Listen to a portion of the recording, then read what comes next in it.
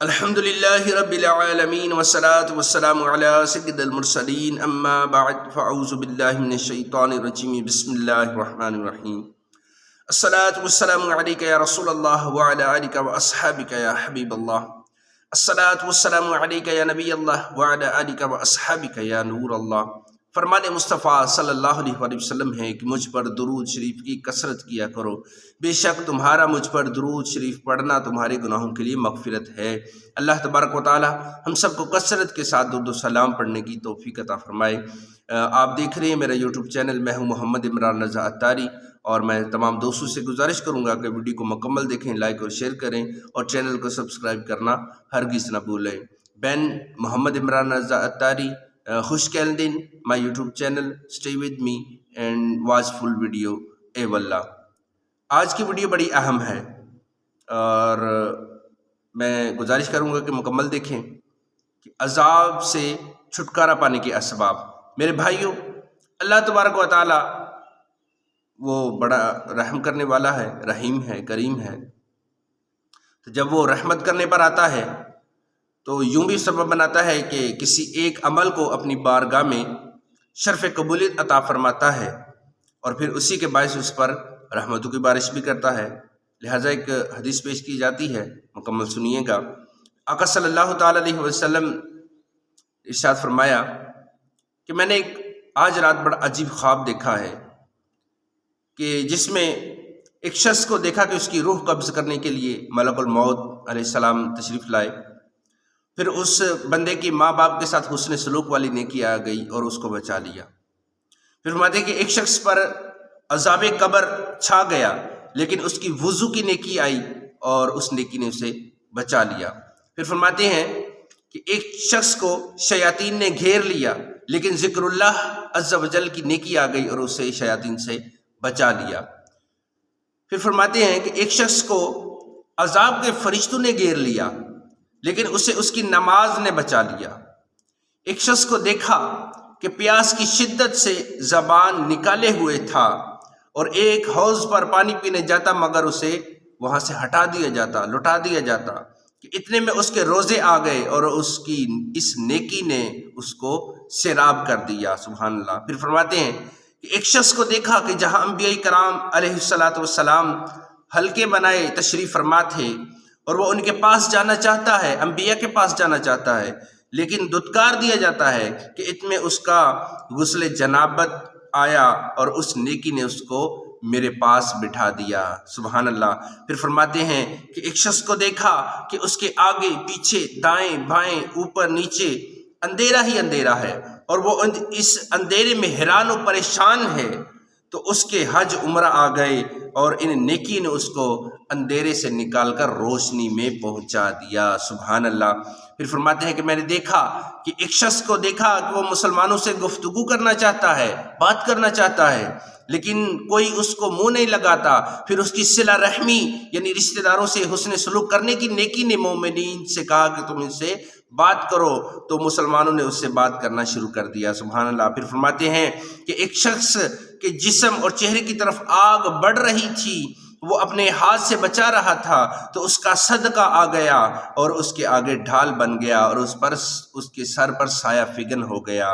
یہ حضور فرماتے ہیں کہ صدقہ قیامت کے دن اس کا سایہ بنے گا۔ سبحان اللہ۔ پھر فرماتے ہیں کہ ایک شخص کو یعنی عذاب کے مخصوص فرشتوں نے چاروں طرف سے گھیر لیا لیکن اس کا نیکی کا حکم کرنے اور برائی سے منع کرنے کی نیکی آئی اور اسے بچا لیا اور رحمت کے فرشتوں کے حوالے کر دیا۔ سبحان اللہ۔ پھر فرماتے ہیں کہ ایک شخص کو دیکھا جو گھٹنوں کے بل بیٹھا ہے لیکن اس کے اور اللہ تعالیٰ کے درمیان حجاب یعنی پردہ ہے، مگر اس کا حسن اخلاق آیا اور اس نیکی نے اس کو بچا لیا اور اللہ تعالیٰ سے ملا دیا۔ سبحان اللہ۔ پھر فرماتے ہیں کہ ایک شخص کو اس کا اعمال نامہ الٹے ہاتھ میں دیا جانے لگا تو اس کا خوف خدا آ گیا اور اس عظیم نیکی کی برکت سے یعنی خوف خدا کی عظیم نیکی کی برکت سے اس کا نامہ اعمال سیدھے ہاتھ میں اسے پکڑا دیا گیا۔ سبحان اللہ۔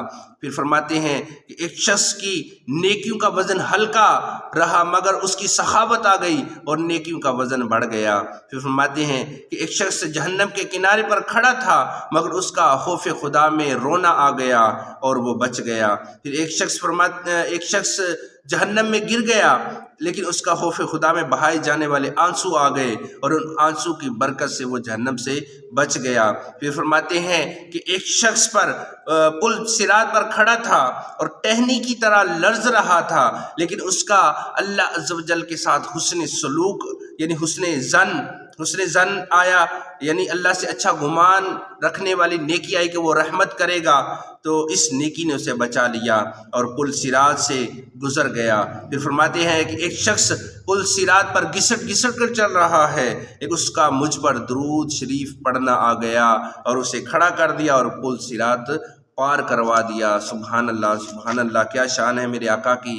پھر فرماتے ہیں کہ میری امت کا ایک شخص جنت کے دروازے پر پہنچا تو جنت کے دروازے اس کے لیے بند تھے، پھر اس کا لا الہ الا اللہ کی گواہی دینا آیا، یعنی یہ والی نیکی آئی اور اس کے لیے جنت کے دروازے کھل گئے اور وہ جنت میں داخل ہو گیا۔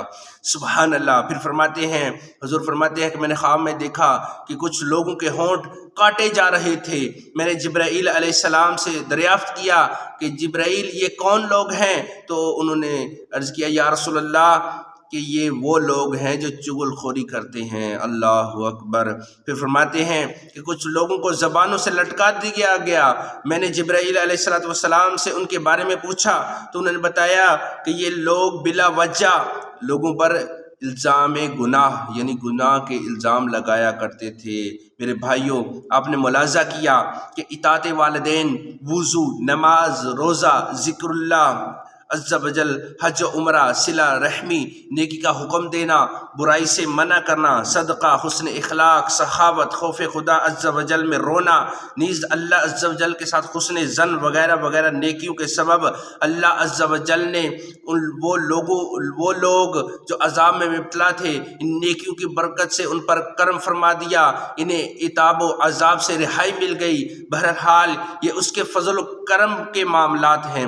وہ مالک و مختار عز و جل ہے، جسے چاہے بخش دے، جسے چاہے عذاب کرے، یہ سب اس کا عدل ہی عدل ہے۔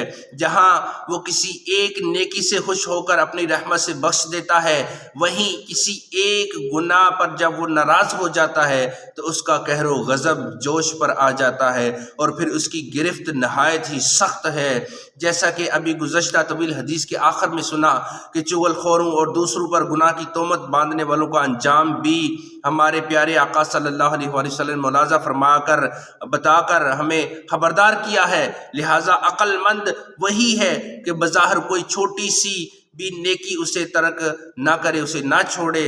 ہو سکتا ہے یہی نیکی اس کی نجات کا ذریعہ بن جائے، اور بظاہر کتنا ہی گناہ معمولی نظر آتا ہو، ہرگز نہ کہیں کہیں وہ رب ناراض ہو کر اسی گناہ پر ہماری پکڑ نہ کر لے۔ میرے بھائیوں، اللہ پاک ہم سب کو باعمل بننے کی سعادت عطا فرمائے اور نیک اچھے اعمال کرنے کی توفیق عطا فرمائے۔ رمضان مبارک کی آمد ہے۔ رمضان مبارک بابرکت مہینہ آنے والا ہے اور ابھی سے ہمیں نیت کرنی ہے کہ انشاءاللہ اس میں مکمل روزے رکھیں گے، نمازوں کی پابندی کریں گے، قرآن پاک کی تلاوت کریں گے، اپنی نظروں کی حفاظت کریں گے، اپنی زبان کی حفاظت کریں گے، اپنے جسم کو ہر اعضاء کو گناہوں سے بچائیں گے۔ انشاءاللہ یہ آپ بھی نیت کریں، میں بھی نیت کرتا ہوں کہ انشاءاللہ اللہ پاک نے اگر زندگی تندرستی عطا فرمائی تو ہم بھرپور انداز میں رمضان مبارک میں خوب عبادت کریں گے اور اللہ تبارک و تعالیٰ کو راضی کرنے کی کوشش کریں گے۔ گناہ گار ہیں، سیاکار ہیں، پر جیسے بھی ہیں اس کے حبیب کے غلام ہیں، وہ ضرور کرم فرمائے گا۔ وہ رحمت کرنے والا ہے، وہ معاف کرنے والا ہے، وہ احسان کرنے والا ہے۔ اللہ تبارک و تعالیٰ ہم سب کو نیک اچھے اعمال کرنے کی توفیق عطا فرمائے۔ آمین بجاہ نبی الامین صلی اللہ علیہ وآلہ وسلم۔